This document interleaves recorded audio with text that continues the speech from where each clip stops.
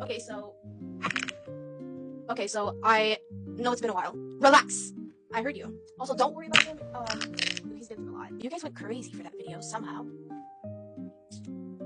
But before I really dive into it, I just want to say, if you could please check out the rest of my content. I put a lot of effort in what I do, and I love doing it. I love the support. Thank you for everybody that's been following me through this journey. And I have a lot more in store for you. You guys are not ready.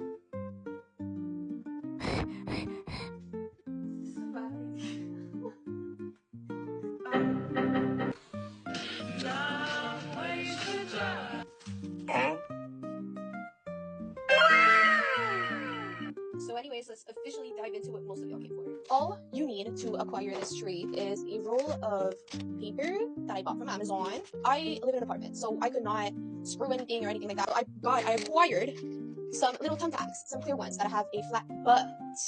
And you are also going to need some fairy lights. I got the ones that has like the main string and then the little fairy lights that go down. You're gonna understand why a bit later. You're going to need some leaves. Like this. They'll become in a little string like this, like in a little vine, which you can acquire from pretty much anywhere. Shein, I know, has them. I got them from AliExpress personally. You can buy them from Amazon. They might be a little bit pricey, yeah? But my whole thing about my setup is really, it was very budget friendly. So if y'all want to have more info about my setup and how I did everything, let me know. And you're going to have to acquire the Wisteria flowers. They come with like a branch, and there's like 5 of them coming down. You can also acquire that on AliExpress. Or Amazon or Shein. Again, that's where I saw them mostly. I got them from AliExpress. Again, you can take purple or you can take any other color. I got 2 different types of purple to kind of like create some dimension, you know. But there's that. If you have acquired that, you have everything to start.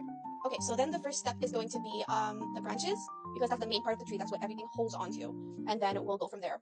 What I personally did as an organized girly, what I personally did is that I took a picture of my wall and I drew exactly how I wanted the tree to be. Because I had a few challenges. As you can see, I have little shelves here, and I also have a gap in between my wall and that area, the ceiling.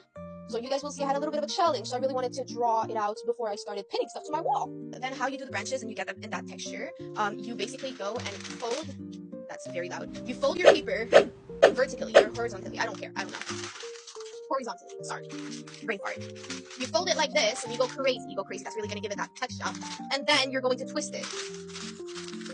So you twist it all the way until it gives you some type of right. It looks a little bit shitty, but trust me, when it's all together, I did it. Trust me, it's worth it. So that's going to be how you're gonna make your little branches, and then you just pin them to the wall with the little thumbtacks. I'll show y'all closer a little bit later, but basically you're going to pin them in a way where we're not really gonna see the thumbtacks, because it's really easy to hide. To be honest, you can just like twist the little paper, fold it on top of it, and then you can just curve it. You can just do whatever you want with it. It's pretty fun. For the trunk, so the main branch, I did 2 of those. Got them to be just a little looser. So when I twisted them, I just did this like that, and I twisted 2 together to do some braiding action. And then you're going